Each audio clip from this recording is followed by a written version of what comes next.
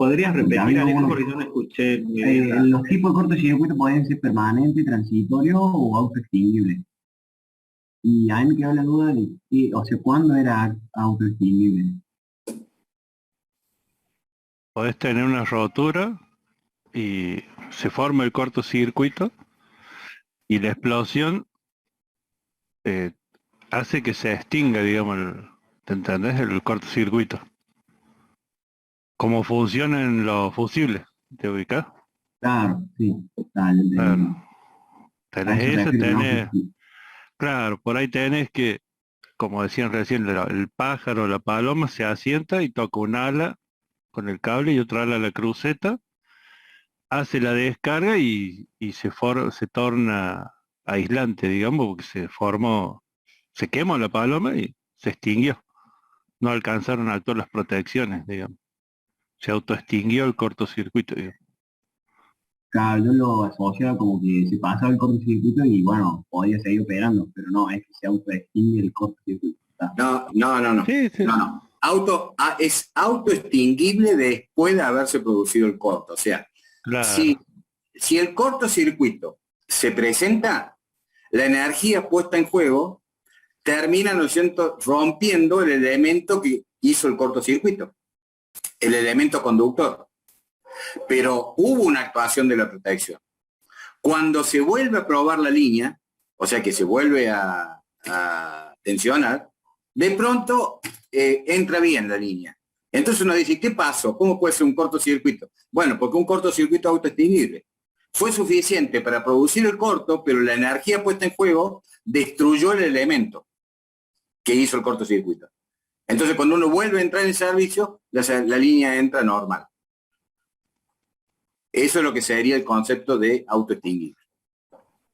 Inge, si yo lo considero, podríamos decir que casi que es un cortocircuito de lo que agrupamos dentro de los transitorios, creo que la clasificación decía permanentes o... Claro, permanente, transitorio y autoextinguible. Ah, sí. Digo, el autoextinguible estaría dentro de la familia de los transitorios, ¿no? Sí. Digo, lo pregunto también porque me entró la duda. Ayer cuando hablaba justamente de esa situación, se me ocurrió a mí pensar de qué pensaban de cuáles son los tipos más comunes de cortocircuito que ocurren en las redes. Si los permanentes, los transitorios. Ayer hablaron de que había la mayoría de los cortocircuitos eran monofásicos, con contacto a tierra. Más del 80% de los cortocircuitos eran monofásicos a tierra. Y en la clasificación esta de permanentes o transitorios o autoextinguibles, ¿qué piensan? ¿Cuál es la mayoría de lo que ocurre en las redes, sobre todo en alta tensión, que es más el objeto de la materia, ¿no? Yo como transitorio tengo otro concepto, ¿no? Distinto al de autoextinguible.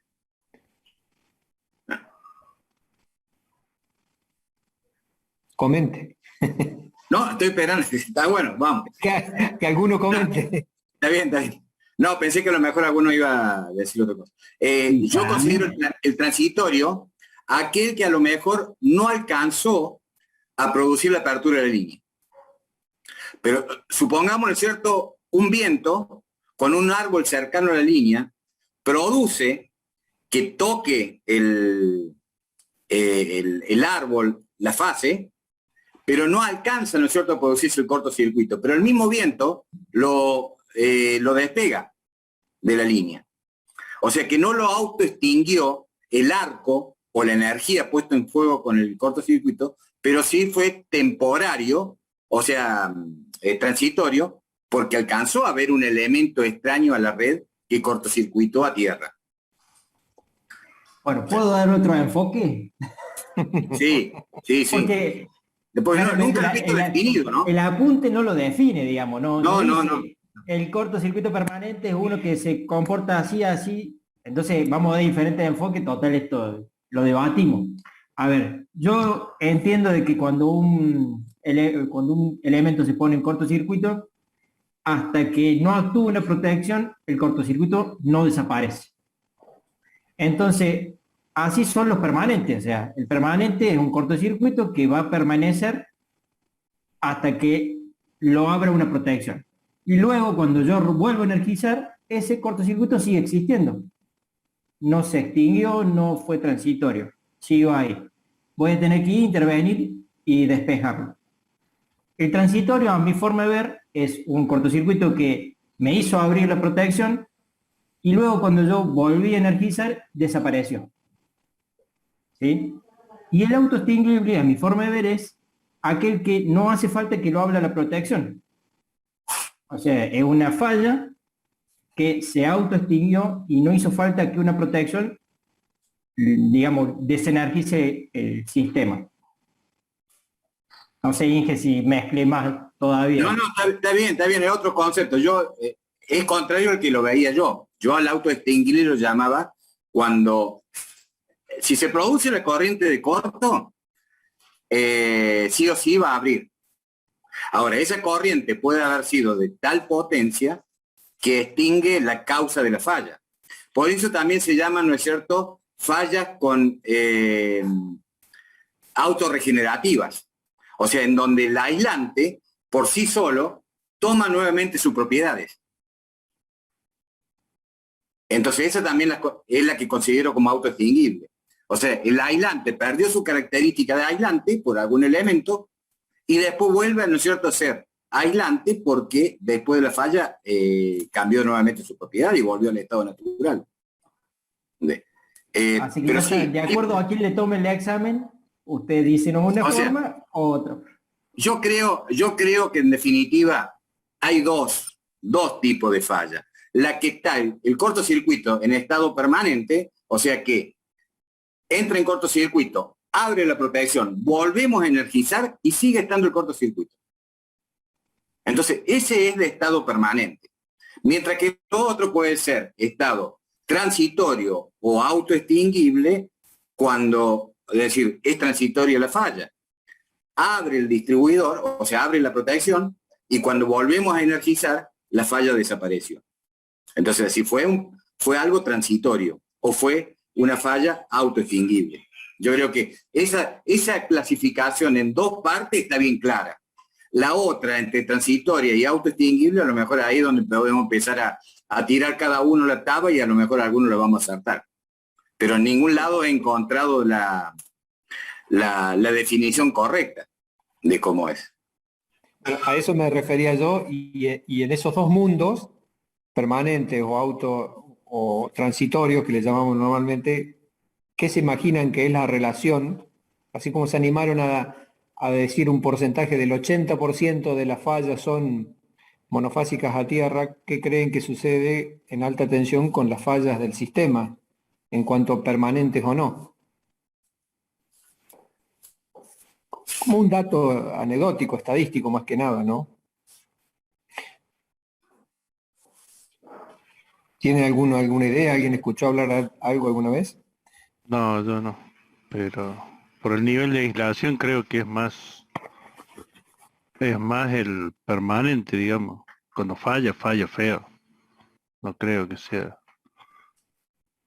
No, pero vos ahí lo estás relacionando de decir, bueno, que hay una potencia en juego a lo mejor mayor que el otro. Porque, en definitiva, si vamos al concepto de tener que, o sea, convertirlo en autoextinguible al corto, tiene que haber más potencia en juego que el permanente, para poder romper el medio que produjo el corto.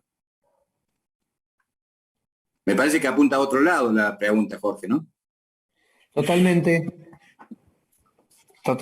Es más, ¿no escucharon hablar nunca de algo que se usa asociado a las protecciones que sirve para evitar justamente que ante fallas los elementos queden inevitablemente fuera de servicio? En las líneas particularmente existe un modo de operación de los interruptores asociado a las protecciones que permite ante alguna falla, que en general son de característica monofásica, como dijeron anteriormente, y que además de eso permita despejar la falla y que el sistema continúe en servicio sin que haya que ir a intervenir la línea.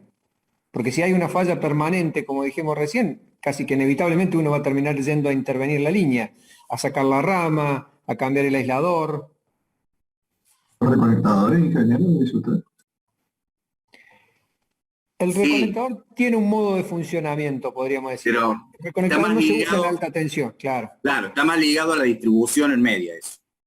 Pero El ingeniero se está refiriendo al sistema de alta tensión. pero el reconectador hace algo, hay un término que lo define, hace una operación en media tensión que es la misma que se hace en alta tensión. Puede ser que da como un impulso, algo así que mueve los conductores, algo así, lo había leído, El pero no sé resier. El Resier. resier. No, Ah, el resier. Cuando escuchen hablar del resier, las líneas hacen un resierre. Los interruptores tienen la posibilidad de ser comandados en forma unipolar. ¿Se dan cuenta? Los comandos de los interruptores pueden ser tripolares o unipolares. Un comando, un mecanismo de apertura y cierre individual por cada polo del interruptor. O tripolar. Después podemos preguntar, ya no vamos a ir del tema, ¿no? Pero después, ¿dónde se usa unipolar, dónde se usa tripolar? Para que lo vayan pensando. El tripolar te permite hacer la apertura y cierre de un solo polo, mientras las otras dos fases quedan sin ningún tipo de variación. El unipolar, el unipolar. El unipolar, Si no- perdón, el unipolar. si no van- El Claro, unipolar sí, te sí. permite hacer eso. ¿Y eso por qué se hace? Porque la mayor parte de las fallas son transitorias, justamente. Más del 90% de las fallas son transitorias. Se Entonces, despejan y se autoextinguen más en alta tensión todavía, porque o se quema el elemento que lo provocó o desaparece. La mayor parte de las veces se quema. Hay tanta energía puesta en juego que la rama se quema rápidamente, el pájaro que pasó volando entre las dos líneas se muere y se quema, un alambre que se cae sobre la línea se funde y se quema, una hebra del mismo conductor que se desata toca el otro y se quema. Entonces es muy fácil que sean autoextinguibles. Se Entonces lo tiene que primero en la dar, línea, se tiene que dar ciertas condiciones para programar que exista la reconexión. claro, total, sí, sí. O sea, es lo que está diciendo el ingeniero, es normalmente cuando a mí me está acusando una falla monofásica.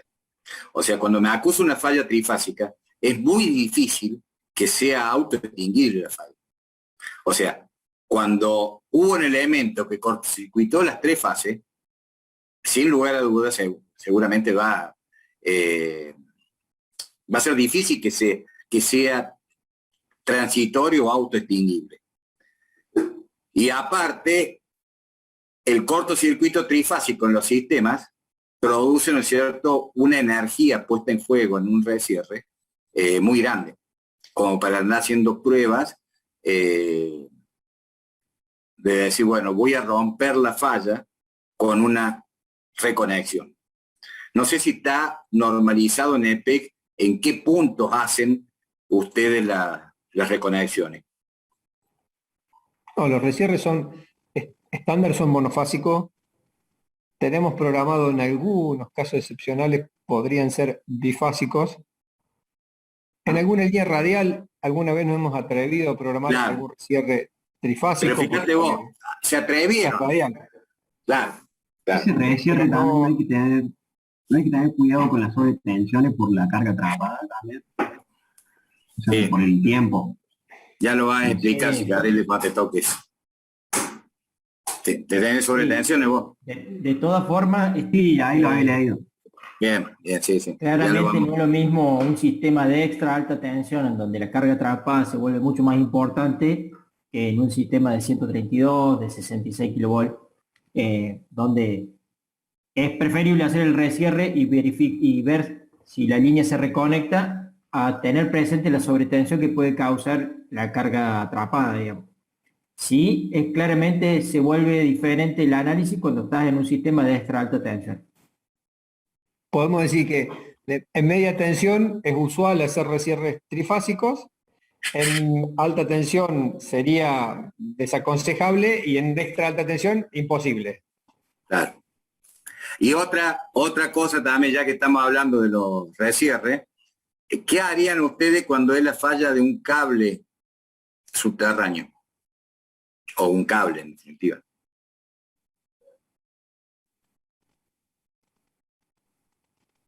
¿harían recierre en un sistema que alimenta un cable?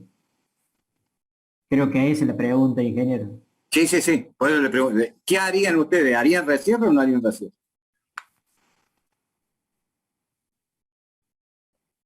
Por experiencia, ¿Cuál nosotros sería el objetivo del recierre?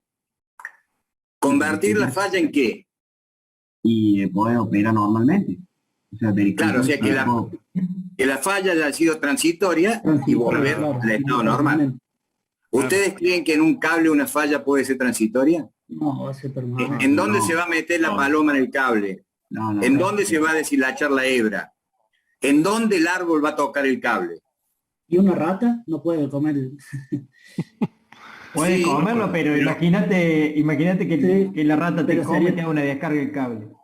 Claro, pero ya una vez que la rata comió el cable, o sea que rompió la aislación, no lo hacen más de decir, lo pone en condiciones de funcionamiento normal.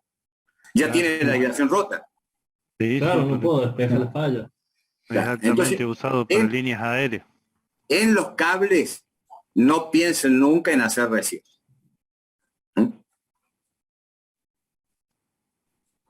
O sea, porque no hay posibilidad. Claro, Claro. cosa que uno la cree obvia, pero después cuando se pone a pensarla, bueno, no son tan obvias a veces. Sí, a veces ustedes van a estar que tomar una decisión. Decir, che, se nos salió este cable de servicio, ¿qué hacemos? ¿Le hacemos una prueba o no le hacemos una prueba? No, no le hagan una prueba.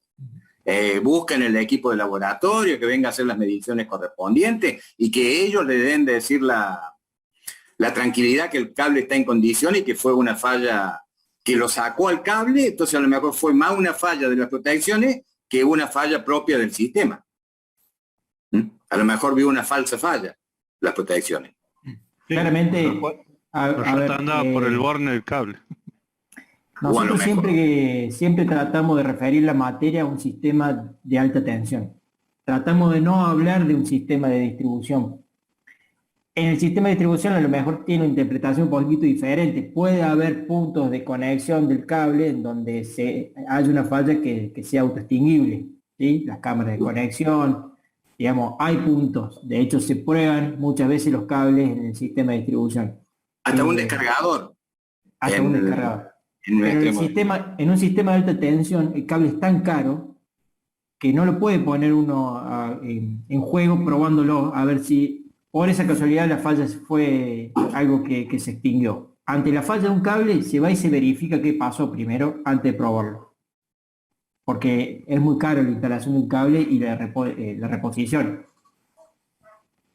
Y a lo mejor una falla es de una fase y probándolo se convierte la falla de una fase en dos. Y no es lo mismo hacer dos empalmes que uno. ¿Sí? El costo y el tiempo de demora. Coste y tiempo, seguro. Y la cantidad de pozos que tiene que hacer. Bueno, yo creo que hemos perdido mucho tiempo. Sí, Pero a lo mejor son datos que le pueden llegar a ser útil a lo largo después de su vida profesional, ¿no? Recordar a lo mejor algo de eso. Así que adelante, grupo. El grupo, ¿quién va a exponer? ¿O quién va a presentar, digamos? Comparto yo y lo manejan desde la compu. Chicos, Listo, Ávila. bueno. Permiso.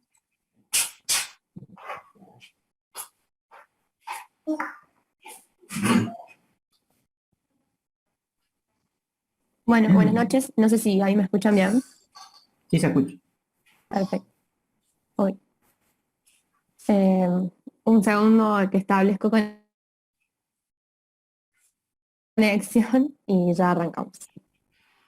Listo. Bueno, en el día de hoy vamos a continuar con el tema de cortocircuito. Vamos a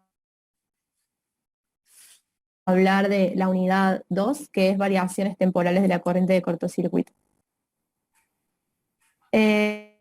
Si recuerdan, cuando clasificamos, cuando hablamos de los factores que afectaban el cortocircuito, uno de los factores era el punto de la red donde se producía el cortocircuito. Y la norma BD los clasificaba en cortocircuito, alejado del generador o a bornes del generador. En los cortocircuitos alejado del generador, las reactancias del generador pierden importancia con respecto a las reactancias de las líneas. Y la norma BDE define al cortocircuito alejado del generador como aquel cuya corriente alterna subtransitoria del cortocircuito, suministrada por un generador en caso de que el cortocircuito sea tripolar, no alcanza un valor igual al doble de la corriente permanente de cortocircuito. A vos, ¿Sí? ¿querés apagar el video? A ver si, porque de vez en cuando como que te trabas un poquito. Es capaz que, A ver, voy a Vale. cambiarme de red de internet y pro. no sé si todos ven lo mismo que yo, pero Sí, sí, se está viendo que se corta.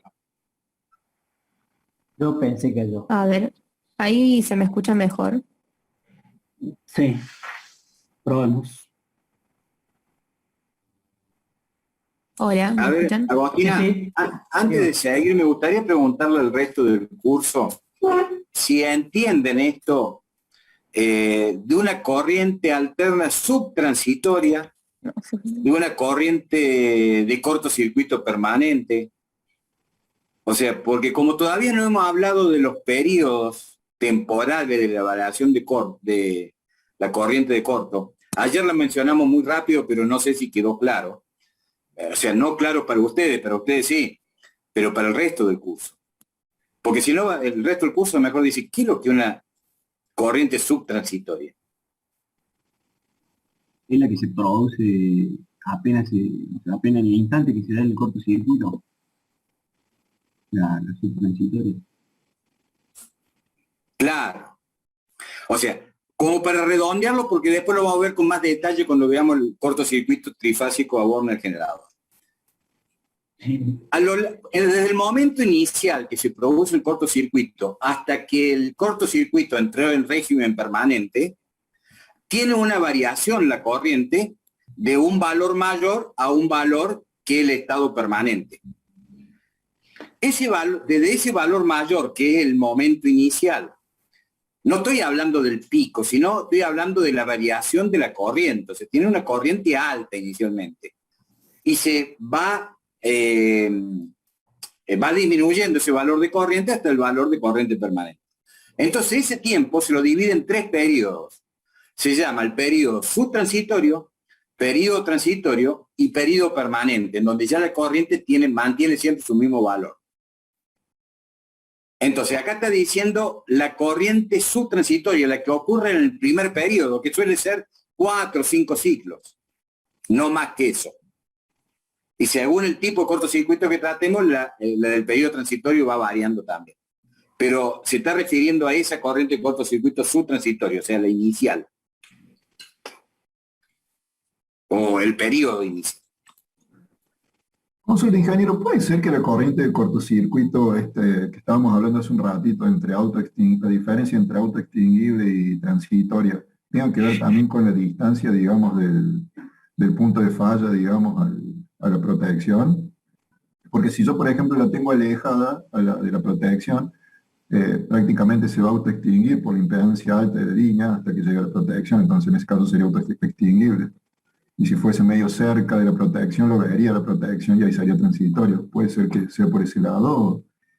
No, me parece que la palabra transitoria ahí está relacionada con otra cosa. O sea, es transitoria la falla, no quiere decir que sea el periodo transitorio de falla. Bien. Son 2 conceptos distintos. Pero si hasta que solucione Agos, podemos analizar eso si quiere, ingeniero. Acá podemos ver la componente alterna en el cortocircuito en bornes del generador.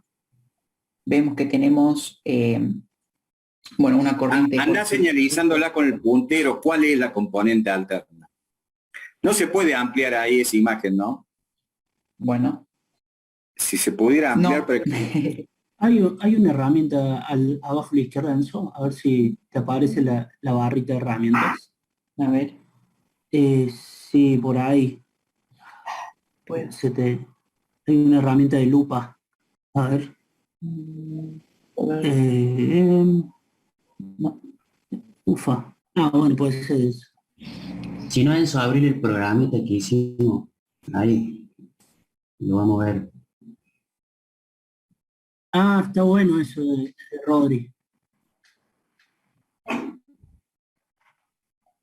Ahí se va viendo mejor, ¿eh? Es más, tiene distintos colores y se puede decir, bueno, qué color es cada corriente a la cual te estás refiriendo. Sí. Bueno, la curva roja es la corriente cortocircuito total, la verde es la componente O sea, es la que periódica, circula. Es la corriente que circula. la corriente que realmente circula, como decíamos ayer, Claro. la componente continua, que es la verde, la que se amortigua a cero, y la componente alterna, que es la celeste. Entonces, definíamos que el cortocircuito debía ser que el valor acá, no me acuerdo qué era lo que, acá está. Decíamos que cuando el cortocircuito era alejado del generador, ahora sí.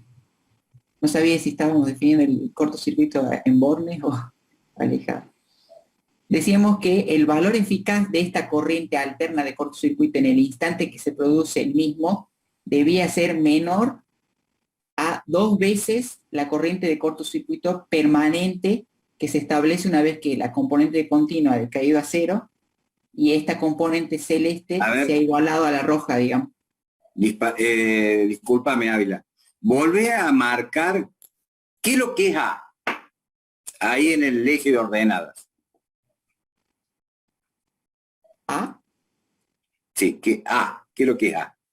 A es el valor inicial de la componente continua. O la periódica, ¿no? ¿A qué se refiere usted? No. O sea, yo quiero que marques la corriente subtransitoria. La corriente. Bueno. La corriente subtransitoria. Porque estamos hablando de esta corriente. Sí, sí. Claro.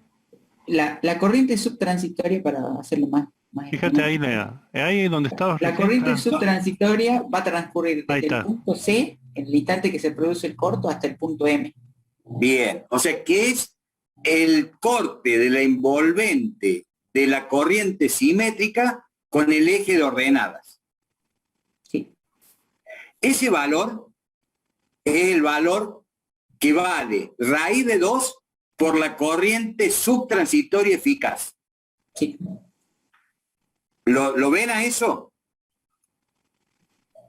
Agranda esa figura de la izquierda.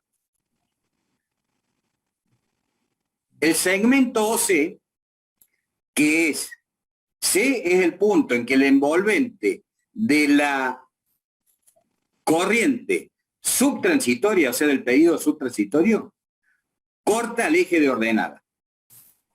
Ese valor desde O a C es raíz de 2 por la corriente eficaz subtransitoria de cortocircuito.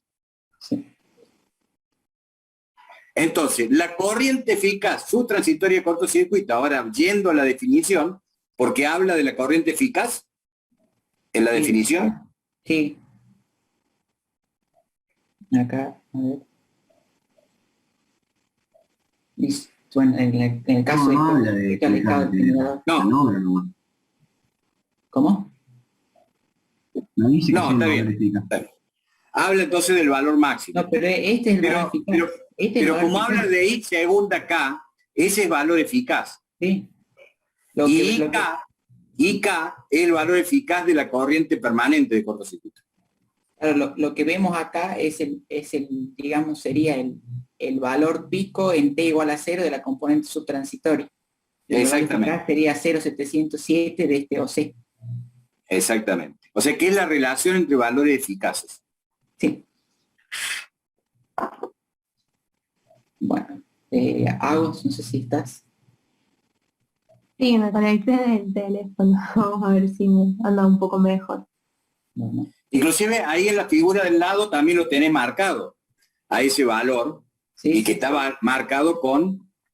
sí, acá está, este es el valor pico de la componente subtransitoria en el instante que se produce el cortocircuito, y el valor eficaz sería este IK2', que sería el 0,707 de este valor pico.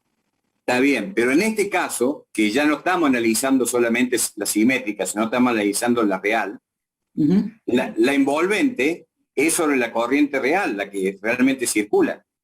Entonces, I sub K, fíjate cuánto es. Ahí amplia eso.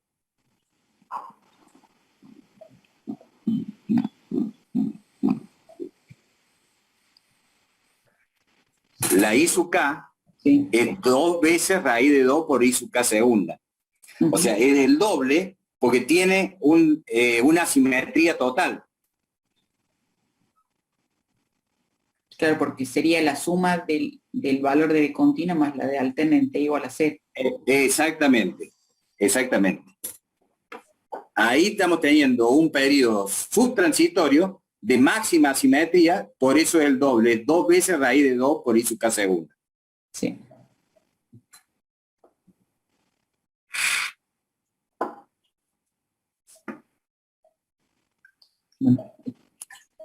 Bueno. Adelante, creo que se aclaró ahora qué es lo que es subtransitorio y qué es lo que es permanente. Bueno, para continuar explicando este tema de cortocircuito alejado del generador, vamos a analizar 3 casos. El primero de los casos es una red monofásica sin carga, el segundo va a ser una red monofásica con carga, y el tercero una red trifásica.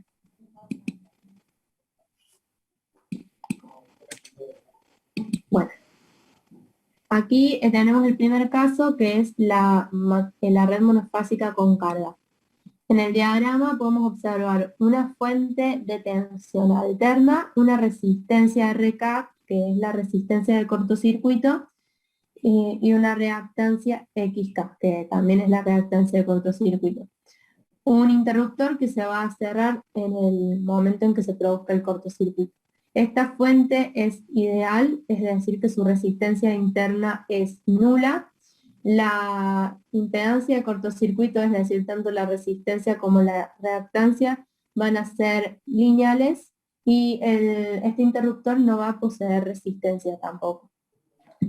Bueno, planteando Kirchhoff de este circuito, podemos decir que la tensión de la fuente es igual a la caída de tensión en la resistencia más la caída de tensión en la reactancia. Desarrollando estas ecuaciones tenemos que la caída de tensión en la resistencia es el producto de la resistencia por la corriente de cortocircuito más la inductancia por la derivada de la corriente de cortocircuito con respecto al tiempo. Esta última es una ecuación diferencial no homogénea, cuyo resultado va a ser este de acá abajo, que es la corriente de cortocircuito, el cual va a ser igual a la suma de 2 componentes. La primera es la solución particular de la ecuación completa, la cual es la componente forzada, y como ya vamos a ver más adelante se corresponde con la componente de corriente alterna. Y el segundo término de la solución es una solución de la ecuación diferencial homogénea, que es la componente natural, y se corresponde con la componente continua o aperiódica. Bueno, a partir de un par de pasos matemáticos, llega a este desarrollo en donde tenemos el primer término, todo este término corresponde a la componente forzada, que es la componente de corriente alterna, que vemos que varía senoidalmente en función del tiempo, y el segundo término, que es la componente aperiódica, la cual se amortigua en función de la constante de tiempo tau g. Analizando un poco lo que ocurre con el argumento del seno, o sea, esto θ menos arco tangente de omega por L sobre R, cuando este valor sea n por pi, siendo n cualquier número entero, entonces la componente aperiódica se me va a hacer igual a 0. Y solamente vamos a tener la componente simétrica. Y si este argumento toma el valor de 1 más 2 por n por pi sobre 2, siendo n cualquier número entero, vamos a tener el valor máximo que pueda tomar la componente aperiódica. Y cabe aclarar también que este arco tangente de omega por L sobre R es el phi, o sea, el ángulo de desfasaje entre la tensión y la corriente de cortocircuito. A ver si... ahí está. Bueno, acá podemos ver lo que estaba... acá en este caso es una red monofásica sin carga, en un circuito alejado del generador. Por ende, aquí no vamos a tener subtransitorio, transitorio, ya lo vamos a ver más adelante. Vemos que la variación de la corriente de cortocircuito se produce del mismo modo que lo veníamos analizando antes. Básicamente voy a tener una componente de continua que se va a amortiguar según la constante de tiempo. Voy a tener la componente simétrica, la cual sus valores picos están dentro de un envolvente superior y un envolvente inferior. La sumatoria de las dos me va a dar el valor de la corriente de cortocircuito. Como ya habíamos visto, los valores de la componente aperiódica y de la componente alterna en el momento en que se produce el cortocircuito deben ser iguales y con signo opuesto para que la corriente comience en cero, ya que antes de que se produzca el cortocircuito no había una corriente circulando. Acá lo que queremos representar con esta ecuación es que el valor pico que tiene la componente de alterna en el momento en que se produce el cortocircuito es igual al valor permanente de esta corriente alterna. Siempre y cuando consideremos tensión e impedancia constantes. Y estos dos, según las ecuaciones, hacen referencia a los valores que tiene la envolvente superior e inferior con respecto al eje de ordenadas. Y la componente aperiódica va a recorrer el valor medio entre estas dos envolventes.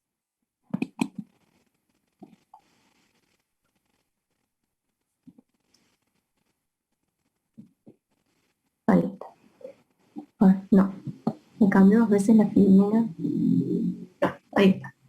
Ahora vamos a hablar de la red monofásica con carga, en donde vemos que el circuito es igual al anterior, nada más que le adicionamos la impedancia de carga a partir de la resistencia RB y la reactancia XB.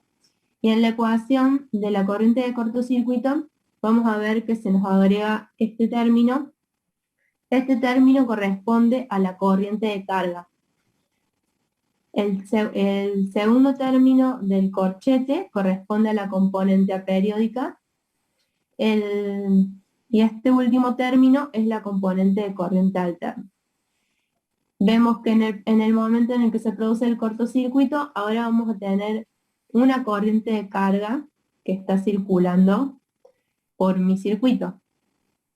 Entonces, el valor de la corriente de cortocircuito ya no arranca de cero, sino que empalma en un valor, es decir, el valor que trae la corriente de cortocircuito.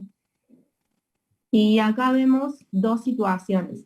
La corriente de carga, empalma con el valor de la corriente de carga. Con la corriente de carga, sí. Bueno, acá vemos dos situaciones. En la primera, la relación entre la resistencia y la inductancia es de 0,03. ¿Qué quiere decir esto? Que el valor que vamos a tener de resistencia en relación con el valor de reactancia va a ser muy pequeño. Por ende, la disipación de energía por efecto Joule se va a dar vamos a tener una amortiguación lenta de la componente de cortocircuito debido a esto, como ya vimos en la clase pasada, que bueno, los efectos de los diferentes valores de constante de tiempo según esta relación. Y acá, como se amortigua lentamente, la influencia que va a tener esa componente de corriente continua sobre la corriente de cortocircuito va a ser grande. Y en este caso vemos que la relación entre resistencia y reactancia es la unidad. O sea, tenemos una mayor preponderancia de la resistencia. Entonces se va a amortiguar rápidamente.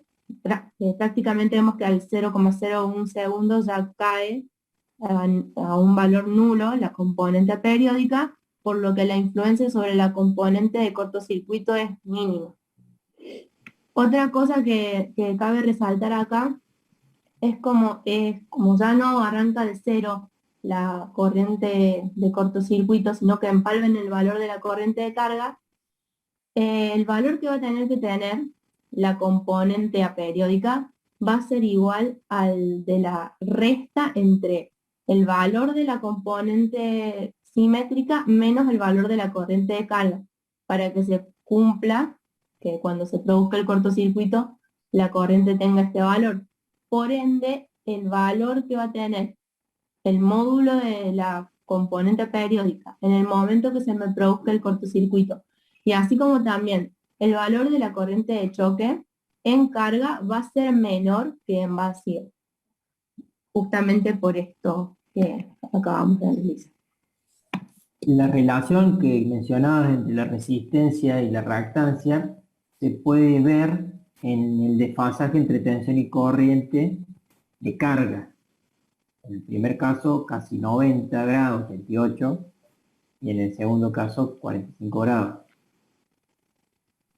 ¿Ves? Sí, a partir también de de este valor, de esta relación, a partir del triángulo de impedancias podríamos determinar ese ángulo de desfasaje. Ahí en el apunte está mal la diferencia esa que nombrábamos algo recién. Dice diferencia entre la corriente permanente y la corriente cortocircuito y la corriente aperiódica, pero es la corriente de carga. Ahí dice I permanente menos IG, es menos IB. En el apunte está mal. Ah, ok. Sí. Bueno, o sea, lo podés ver de varias formas. También podés ver que en el momento en que se produce el cortocircuito, la sumatoria de los valores que tiene que tener la componente periódica más la componente de corriente alterna me tienen que dar el valor de la corriente de carga en donde empalma la corriente. O sea, sí. Acá una de las conclusiones importantes para sacar, porque inclusive llama un poco la atención, es decir, ¿cómo puede ser que si yo tengo una corriente previa al establecimiento del cortocircuito, la corriente inicial de choque es menor que si estuviera en vacío? Porque es como decir, bueno, yo tengo que, le voy a estar aumentando a la corriente previa un valor de corriente mucho más alto, con lo cual uno sería de esperar que tuviera una corriente de choque más grande. Pero como la característica de la carga es inductiva, hace, ¿no es cierto?, que se disminuya la asimetría de la corriente de cortocircuito. O sea que la asimetría de la corriente de cortocircuito busca irse hacia el eje de las X. ¿Lo ven a eso? ¿Eso, ingeniero, no se debe a la resistencia de la carga? Sí, por eso, o sea, porque estamos teniendo un circuito inductivo resistivo. O sea, la resistencia actúa más de todo en el tiempo en que se extingue la corriente de continua, la componente de continua. Pero la asimetría depende del estado previo o del valor con que entra la tensión. En este caso, en que la tensión es cero, en el momento inicial, imagínense que no tienen corriente previa. La corriente I sub K, o mejor dicho, la corriente de choque de la corriente de cortocircuito, ¿estaría más alta o más baja que la que están viendo ahí? Más alta porque iniciaría de cero. Claro, porque la corriente de cortocircuito iniciaría cero. Como acá tiene que iniciar en el estado en que se encuentra el valor de la corriente, y la corriente se encuentra en un valor negativo, o sea, está por debajo del valor de la tensión. O sea, la tensión vale cero, pero la corriente tiene un valor negativo, porque estamos en un circuito RL. Entonces, la corriente de corto tiene que empalmar con esa corriente previa. Por lo tanto, la asimetría, y por ende la corriente de choque, tiende a acercarse al eje de la X, a ser menos asimétrica la corriente de cortocircuito. Y por eso disminuye la corriente de choque. ¿Lo ves, Chicarelli? Sí, profe, porque cuando lo dijo por primera vez me parece que había dicho por la preponderancia inductiva de la carga. Y no, después lo dijo que era... Sí, es porque es un circuito RL, o sea, me refiero a que no es capacitivo. Sí, si fuera resistivo solo, tendríamos la corriente en fase con la tensión y tendríamos la máxima simetría. O sea que la simetría no viene dada en definitiva por la resistencia. La simetría viene dada por la inductancia. La resistencia lo que me va a hacer es extinguir más rápido esa corriente de continua, o sea, esa componente continua, y más rápido llego al estado permanente. ¿Nos pusimos de acuerdo o no? Sí, profe, sí. Dale. ¿Algún otro tiene alguna duda? ¿Lo están siguiendo el tema? Bueno, vamos. Bueno, el ángulo de fase θ en donde la corriente presenta la punta máxima en el momento en el que ocurre el cortocircuito es este. Y bueno, acá básicamente en este párrafo es lo que acabamos de explicar. Lo leo de nuevo para que quede claro. Si se compara un cortocircuito en un circuito cargado con otro en vacío, se observa que antes del cortocircuito, en el circuito en vacío, no hay corriente circulante. Y la corriente de cortocircuito empalmará en Z. Mientras que en un circuito con carga, la corriente de régimen antes del cortocircuito no es nula. Y la corriente de cortocircuito deberá empalmar en algún lugar, valor. O sea, el valor que tenga en ese momento la corriente de carga. Exacto. Y bueno, acá unas conclusiones respecto de la red monofásica con carga y en vacío. Las amplitudes de las corrientes simétricas de cortocircuito correspondientes a ambos casos son iguales, al igual que las constantes de tiempo. Lo que va a ser diferente va a ser la amplitud de la componente periódica, es decir, su valor inicial, y por lo tanto el punto máximo de la corriente de cortocircuito o corriente de choque.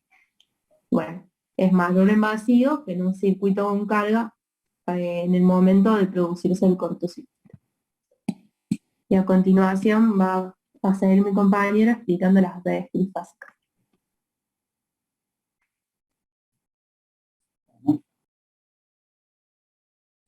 Me voy a acomodar un poco esto.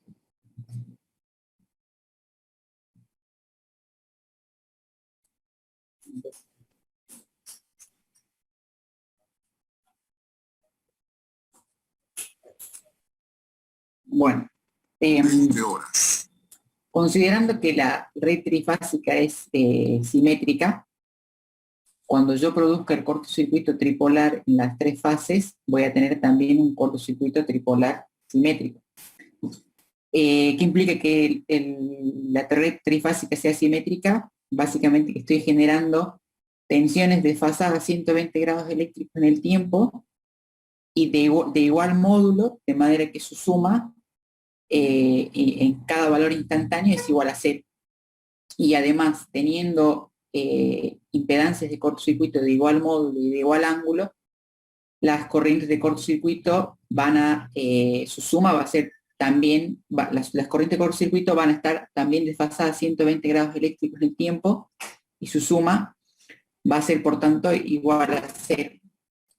producido el cortocircuito tripolar en T igual a 0, con estas tensiones desfasadas 120 grados eléctricos en el tiempo, como ya dijimos, las corrientes de cortocircuito van a iniciar desde un valor nulo, como ya venimos analizando, por estar el circuito en vacío, y los puntos del centro de estrella van a estar al mismo potencial por estar las corrientes desfasadas 120 grados eléctricos en el tiempo y por ser su suma igual a 0, por lo tanto, si yo conectase los puntos neutros no va a afectar al flujo de corrientes porque la suma acá es igual a 0.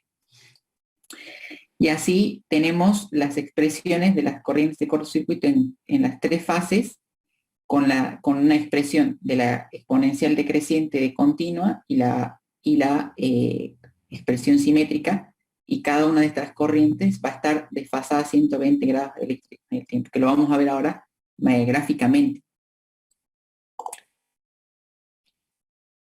Bueno.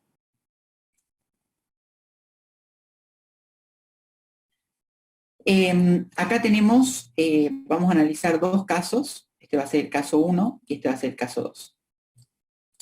Acá, en primer lugar, debemos decir que vamos a establecer, como ya dijimos, el cortocircuito tripolar en simultáneo en las tres fases.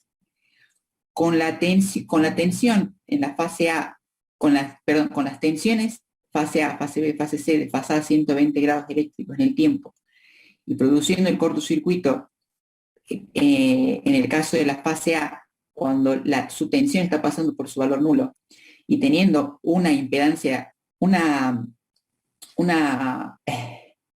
phi de cortocircuito casi puramente inductivo, porque tengo 88,28 grados de desfasaje, la componente alterna va a iniciar desde su valor máximo negativo. Y la suma, como ya venimos diciendo, con la componente continua va a ser igual a 0, por cuanto el circuito previamente estaba en vacío. Lo que podemos ver ahora es que el valor que adquiera la componente alterna en el instante en que se produce el cortocircuito va a ser igual a la suma de los valores en la fase B y en la fase C en ese mismo instante. De manera que la suma de las componentes de alterna en las tres fases va a ser igual a 0. Lo mismo sucede con los valores que adquiere las componentes de aperiódica o de continua en T igual a 0. Sabemos que el valor que tiene la componente continua en T igual a 0 es igual al positivo o al signo cambiado de la componente de alterna. Si eso es, como decimos, la suma de la componente continua en T igual a 0 en la fase B más la componente continua en la fase C va a ser igual a la componente continua en la fase A, y su suma va a ser igual a 0. Lo mismo que sucede con las componentes de alterna. Ahora, si se da la casualidad de que yo cierro el cortocircuito, o se produce el cortocircuito tripolar en las tres fases, y justo en la fase A la tensión está pasando por su valor máximo, y tengo un phi de cortocircuito cercano a 90 grados, la corriente de cortocircuito se va a iniciar directamente como un cortocircuito permanente. Y yo no voy a necesitar la componente continua como lo necesitaba en el caso 1. Pero esta condición decimos que no se va a dar en la fase B y en la fase C, porque decimos que las tensiones están desfasadas 120 grados eléctricos en el tiempo. Luego vamos a analizar estos diagramas fasoriales, que este es el instante en que se produce el cortocircuito en T igual a 0, y es básicamente la representación de estas ondas. Podemos ver que tenemos un phi de cortocircuito de 90 grados, acá también casi 90 grados. Tenemos la fase R, S y T es el equivalente a la fase A, B y C. Tenemos así las tensiones desfasadas 120 grados eléctricos en el tiempo, RST, y tenemos el valor de la componente alterna de la fase R, que tiene un valor igual a menos y pico, y la desfasada de esta 120 grados la corriente en la fase B o S y la corriente en la fase C o T, que su suma va a ser igual a 0, o sea, la suma de la componente S más la componente T más la componente R va a ser igual a 0 porque estas tienen un valor de más 0,5 y pico, y si hago la composición me va a dar igual a la componente IR y la suma va a ser igual a 0. Lo mismo sucede con las componentes de continua en T igual a 0. Su suma de la componente continua va a ser igual a la suma de la componente AS más la componente AT.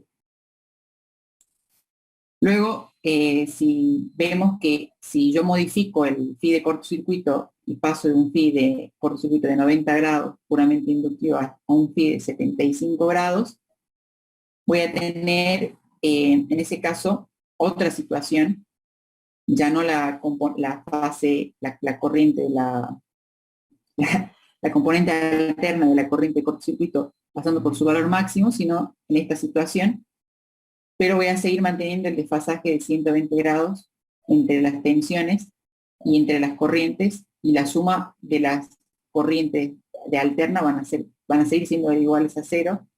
La suma de las componentes de continuo AS, AT y AR también van a seguir siendo igual a 0, porque tengo un cortocircuito tripolar simétrico. Bueno, eso es red trifásica, y ahora vamos a analizar el cortocircuito próximo al generador.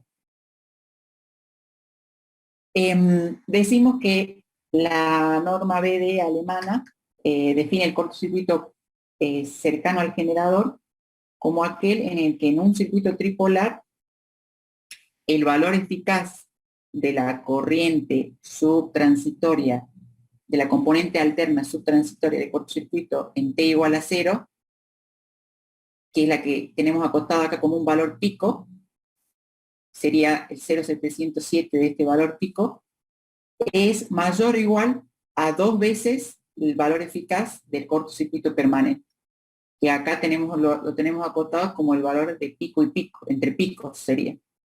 Si acotamos el valor entre el eje y el pico, vamos a tener el valor pico, y si sacamos 0,707 vamos a tener este valor eficaz.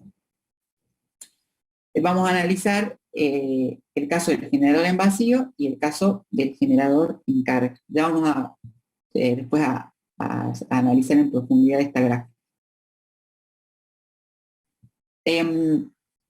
Recordando que el generador funciona alimentando el rotor con una excitación de continua y acoplado a una máquina motriz que hace girar el rotor a velocidad de sincronismo, y que se genera por ende una excitación, una tita de excitación, una fuerza magnetomotriz de excitación que atraviesa el entrehierro y me induce fuerzas electromotrices desfasadas 120 grados eléctricos en el estator, porque tengo un devanado trifásico.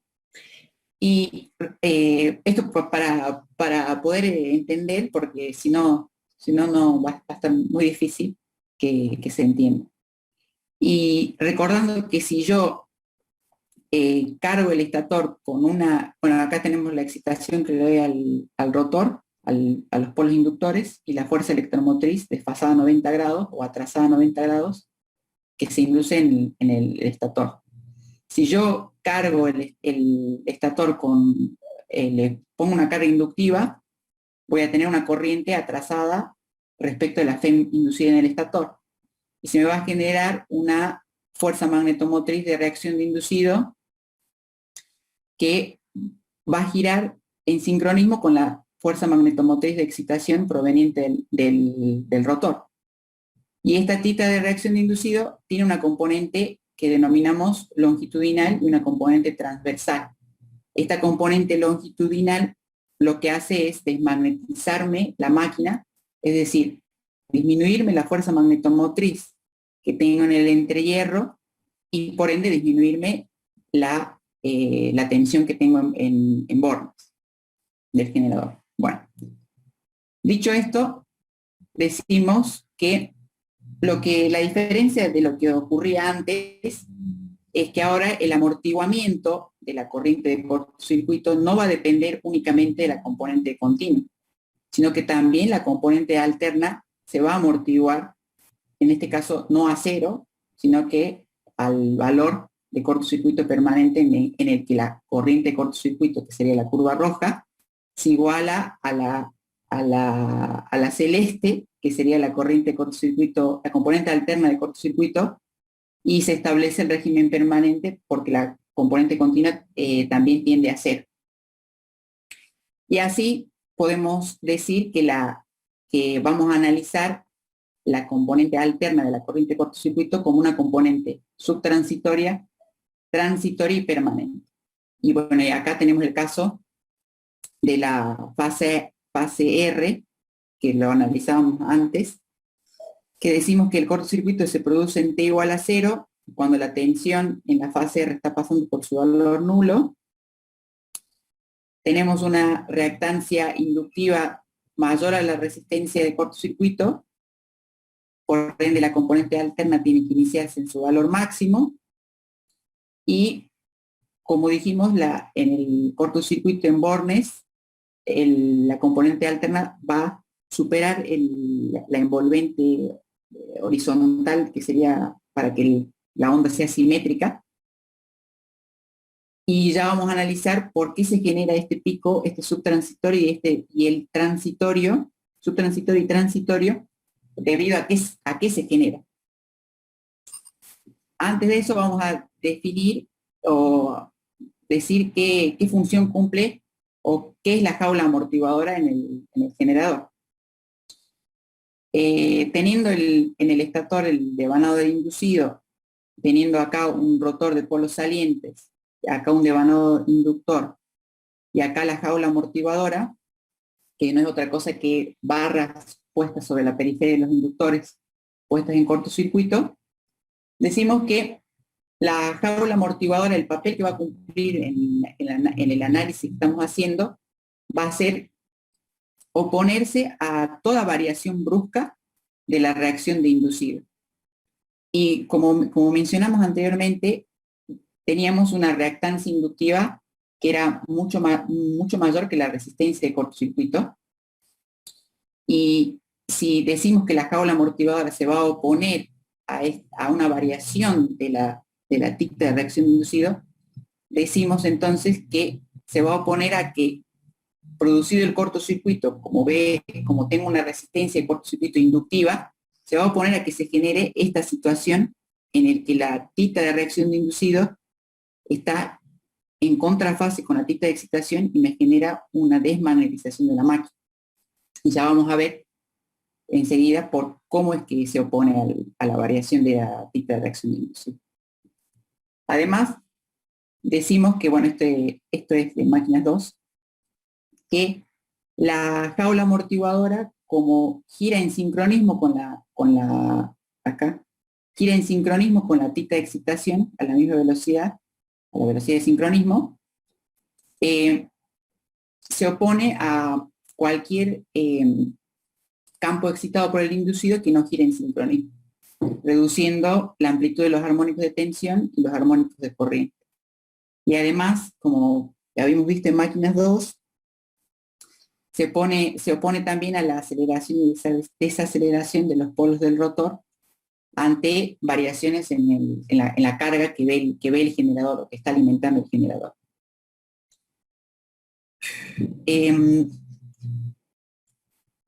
Entonces,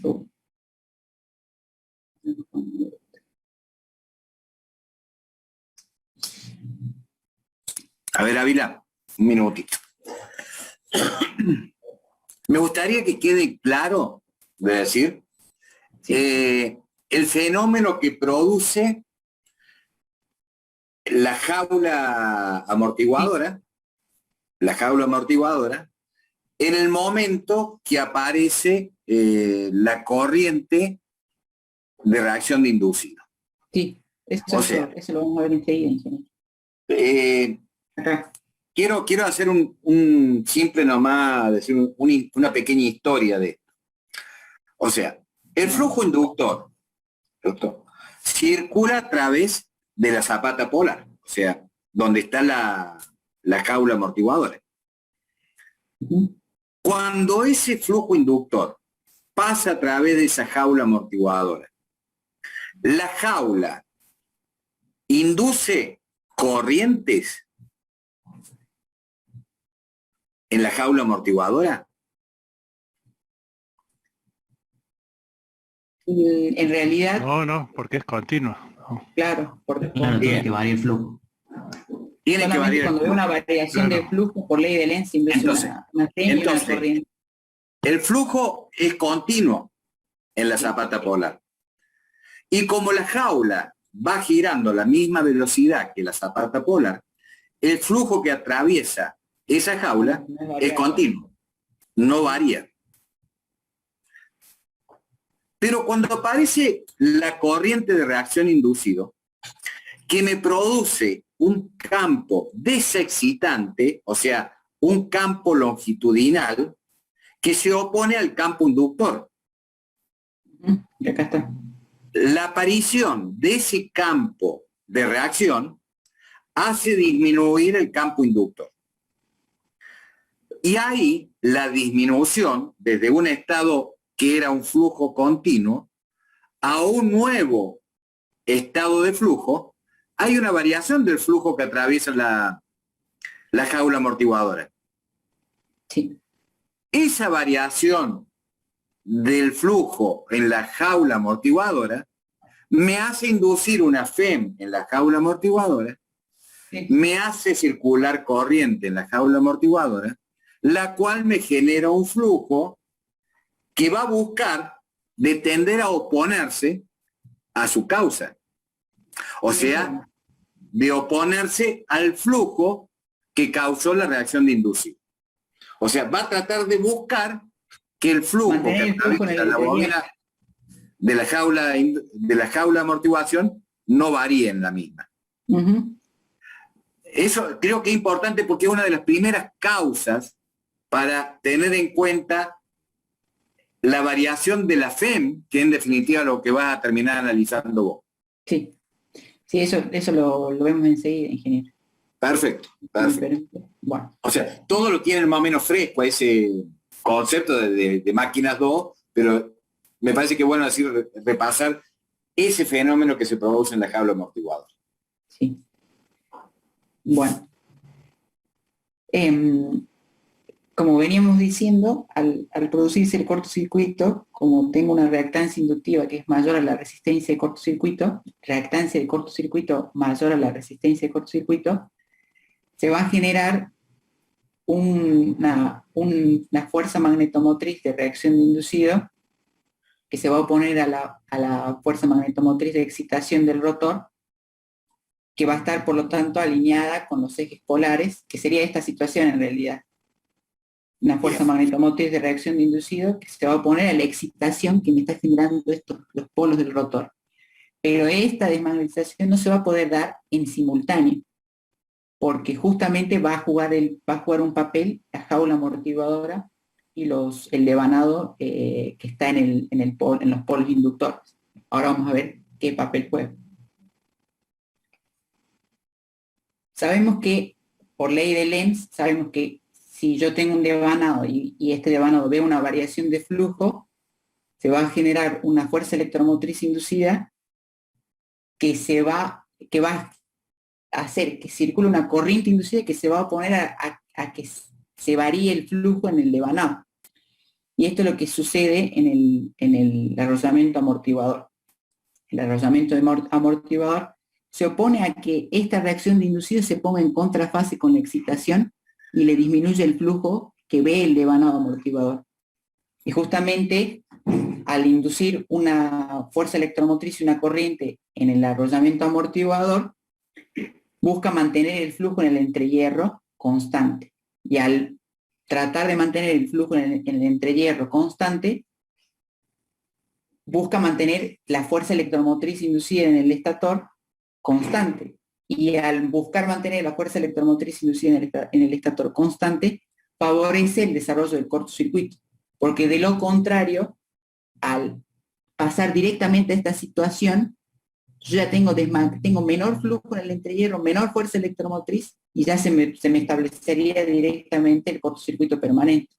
Entonces el devanado amortiguador juega ese papel. Y es el mismo papel que juega el arrollamiento inductor, que es el que tenemos en los polos del rotor. Al ver una variación del flujo, por la reacción de inducido, induce FEMS y se opone a la disminución del flujo en el entrehierro.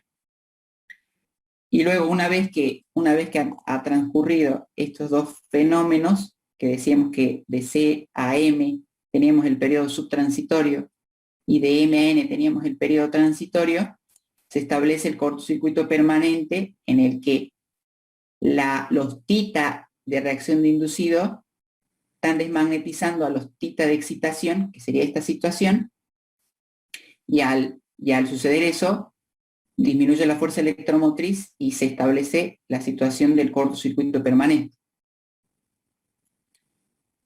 Y acá es más o menos lo que dice acá. Dice, el flujo en el entrehierro es mucho mayor en el instante de ocurrir cortocircuito, que unos ciclos más tarde, la reducción del flujo de la fuerza magnetomotriz disminuye la reducción del flujo se debe a la fuerza magnetomotriz de reacción de inducido, que disminuye la FEM inducida en el estator, y por ende se establece el cortocircuito permanente, explicando el porqué de la disminución gradual de la corriente.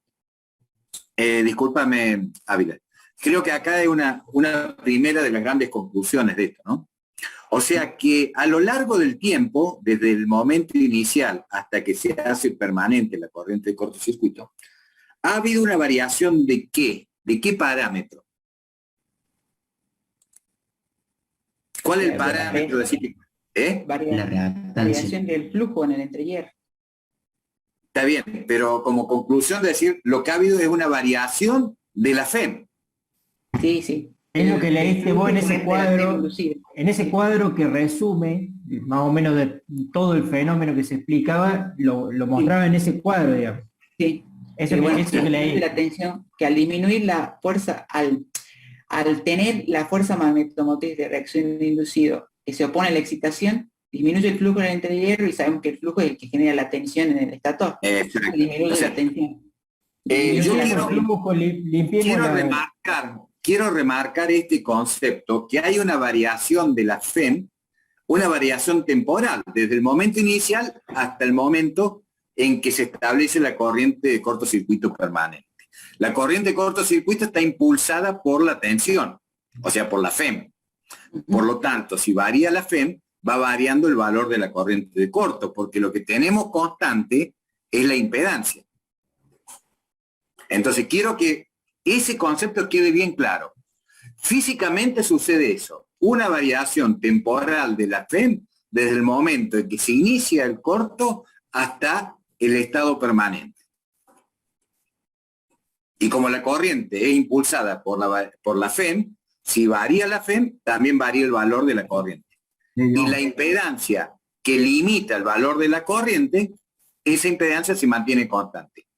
Porque después, Ávila, no sé si lo va a explicar vos o alguno de tus compañeros, va a hacer un cambio. Va a decir que... Sí, vamos a analizar de otra forma. Vamos a decir que la FEM es constante. Claro, y no le vamos a creer. Claro. ¿Cómo le vamos a decir? ¿Cómo? Pero si antes vos dijiste que variaba. Bueno. Todo el análisis de flujo no sirvió para nada. No, es muy importante porque, digamos, de acá nace el concepto también de la variación de la corriente subtransitoria, transitoria y permanente, digamos. Si no tenemos, por ejemplo, los anillos... arrollamiento amortiguador. El arrollamiento amortiguador. Tendríamos efectos subtransitorios. No habría subtransitorio. Claro. Entonces, todo lo que analizó Ávila llevaba a estas definiciones. Primero que hay una variación de FEM y después de que el subtransitorio depende de si tiene o no esa jaula amortiguadora de la máquina. Con lo cual, si estuviéramos hablando de generadores de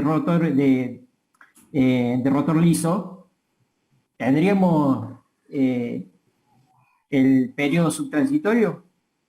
No, porque no habría arrollamiento amortiguador. Turbogenerador. Por ejemplo, el turbogenerador no lo tiene.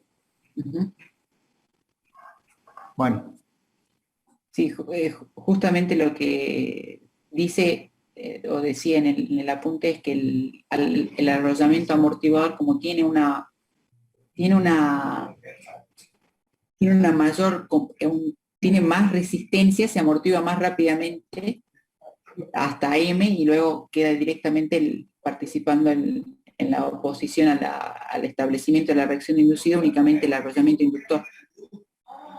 Exacto, exacto. Bueno, entonces entonces, lo pueden compartir después porque en el apunte no está tan claro el tema del flujo, cómo varía, las imágenes no son... Yo creo que, no sé si no lo han sacado de algo de Máquinas 2, ¿no? Sí, está sacado de ahí. O sea, en definitiva, nosotros tenemos que ir un poco a las conclusiones y decir, bueno, cómo se produce el fenómeno. Pero este sería tema de decir que tiene que venir ya asimilado de Máquina 2. Sí, es por el gráfico que está puesto ahí en el apunte que no es muy claro, pues pedir. Sí, no, después las presentaciones estas van a estar disponibles para ustedes las comparten entre ustedes, todas las presentaciones, ¿no? Sí, no, las vamos a ir subiendo al aula virtual.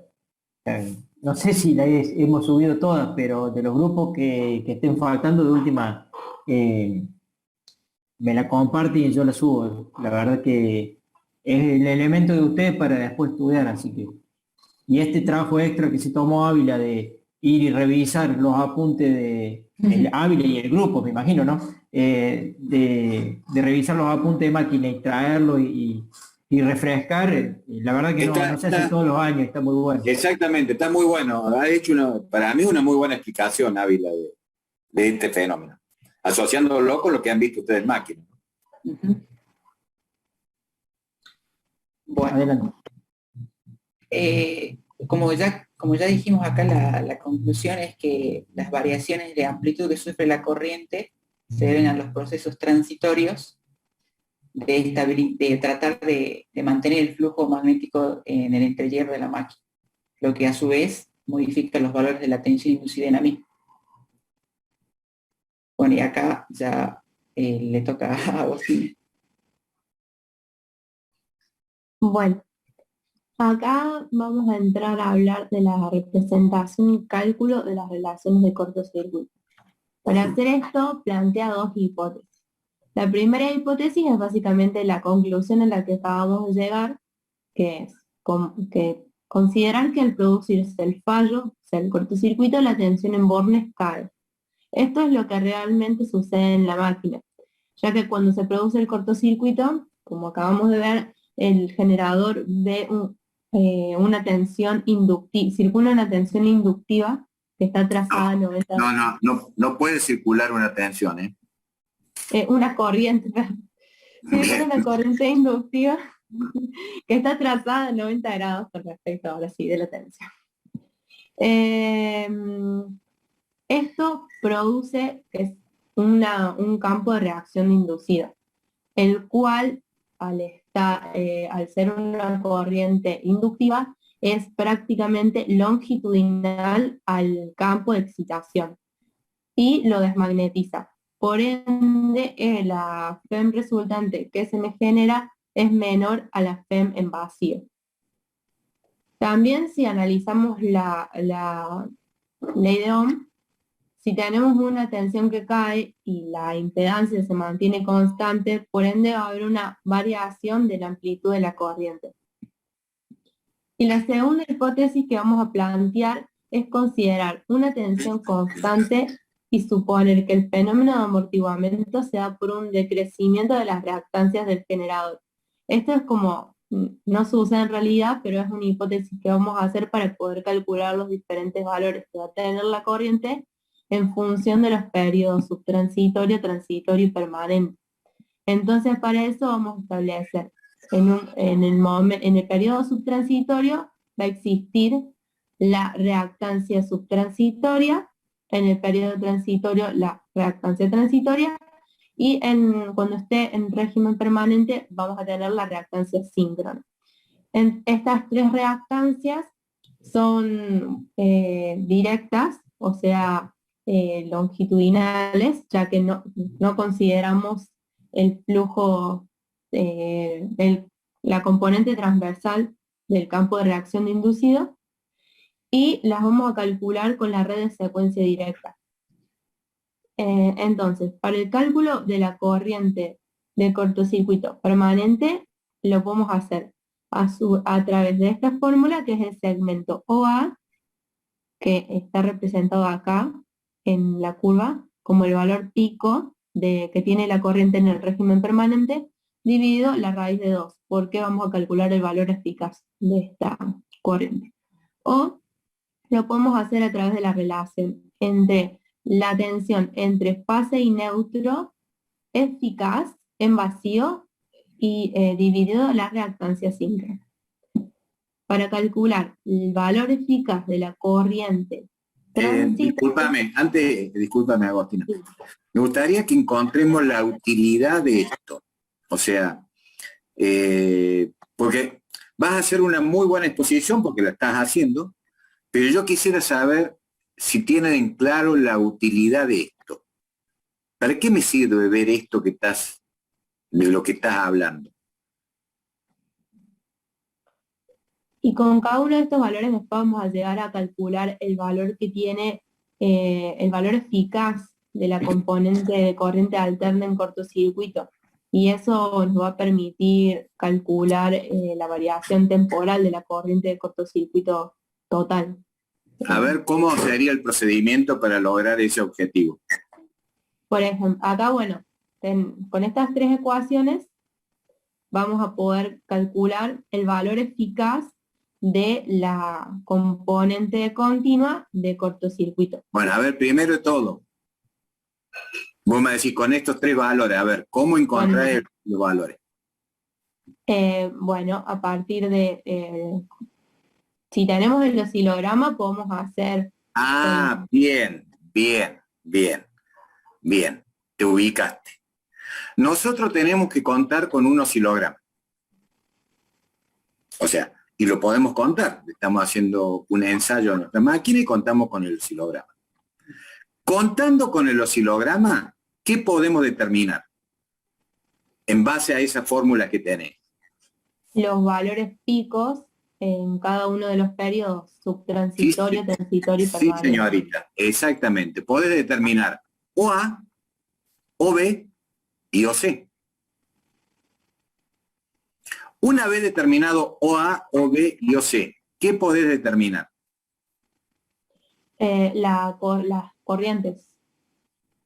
Lo divido por raíz de 2 y puedo obtener cada una de las corrientes. Bien. Y obtenidas esas corrientes que son valores eficaces, ¿no es cierto? Dijiste vos. Sí. Los valores eficaces. ¿Qué podés obtener? El valor eficaz de la componente alterna o la componente simétrica del cortocircuito. Bien. Pero antes de eso, ¿qué podés determinar? La reactancia de los tres periodos. La reactancia directa, la reactancia transitoria y la reactancia subtransitoria. A través de esos valores que ha obtenido, podés encontrar la fórmula que te rige la variación temporal de la corriente. Claro, o sea, el paso, o sea que acá, esto nos está diciendo que tenemos que contar con un oscilograma para poder hacer los cálculos de las fórmulas que estamos viendo. Claro, ¿Lo ven? Con esa y quiero fórmula, que quede claro. Sí, Agostina. Ya podemos obtener el valor de la corriente de cortocircuito. De esa forma podés encontrar después el valor de la corriente en cualquier punto de la gráfica. Claro. ¿Y por qué te puede ser útil eso? Porque a lo mejor vos necesitas para diagramar protección, o sea, para diseñar protecciones o algo, encontrar un determinado punto para un determinado estado de cortocircuito en un determinado momento. Claro, porque eso lo implementamos después dentro del sistema de potencia, digamos. Ya Exactamente. tenemos los valores que vamos a obtener dentro de cada periodo para analizar cómo se va a comportar ante un cortocircuito, lo que conectemos después del generador. Y la otra es que si yo no cuento con el oscilograma, tendré que contar con los datos de reactancia de los 3 periodos brindada por el fabricante de la máquina, como dato característico de la máquina. ¿Entienden? Chicarelli me había hecho una pregunta y te Sí. interrumpí, me parece. No sé si los chicos lo aclararon, pero ahí ese oscilograma no sería el real que tenemos todos los circuitos, porque no estaría teniendo en cuenta la corriente periódica, porque a mí me parece No. que o sea, ahí es simétrico todo. Sí, exacto. Pero Claro, acordate que porque estamos acá- hablando de los valores eficaces de la componente alterna. Claro, pero para determinar la reactancia en cada periodo no hace falta tener en cuenta la componente periódica. No, porque este amortiguamiento, en donde tenemos que ver, donde vemos el subtransitorio, el transitorio y el permanente, es en la corriente alterna propiamente dicha. Y se ve, bueno, lo que recién dijo eso, el subtransitorio, el arrollamiento amortiguador, que bueno, si no tenemos arrollamiento amortiguador, esa componente subtransitoria va a ser igual a la componente transitoria.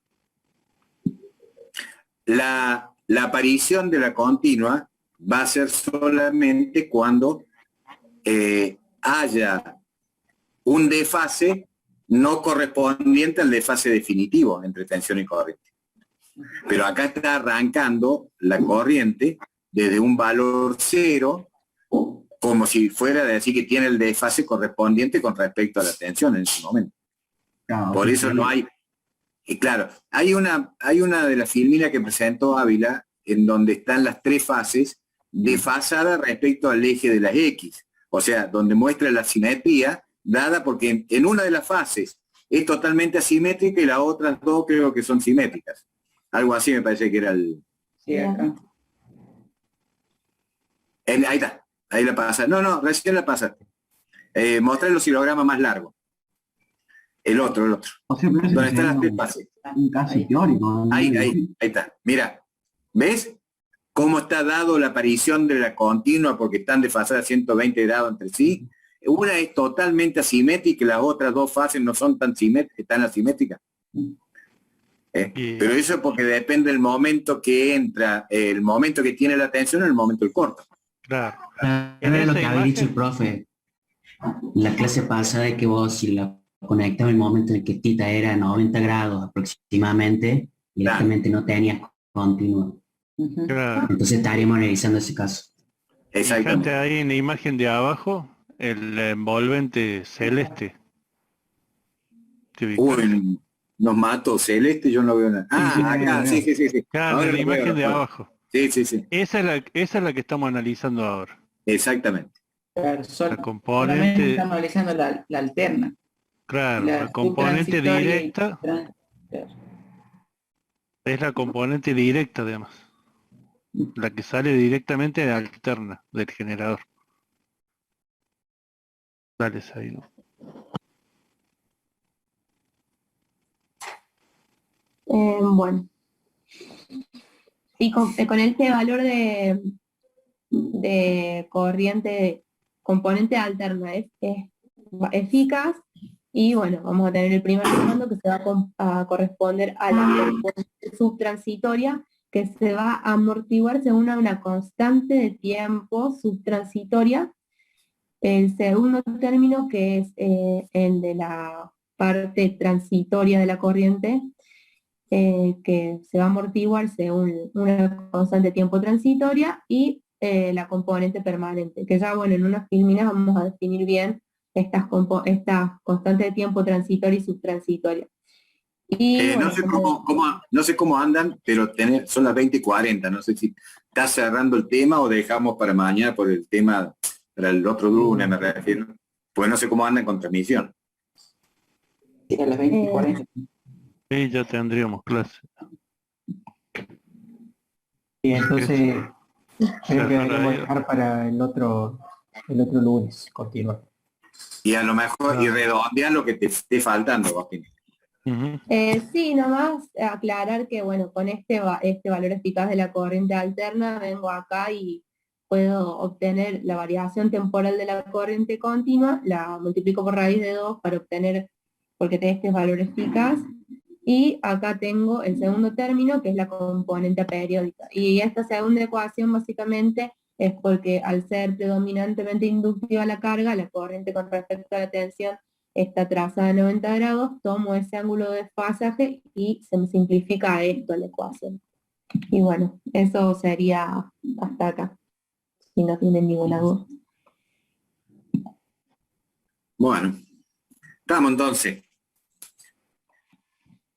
Seguimos el lunes con la exposición. ¿Alguna duda al curso? Si no, en el último de los casos, la escriben a las dudas y la preguntan el lunes que viene y las tratamos nuevamente. Si ha quedado algo muy inconcluso, que no se entiende algo, lo vemos el lunes. Perfecto. ¿Estamos? Bueno, muchachos, que tengan buenas noches.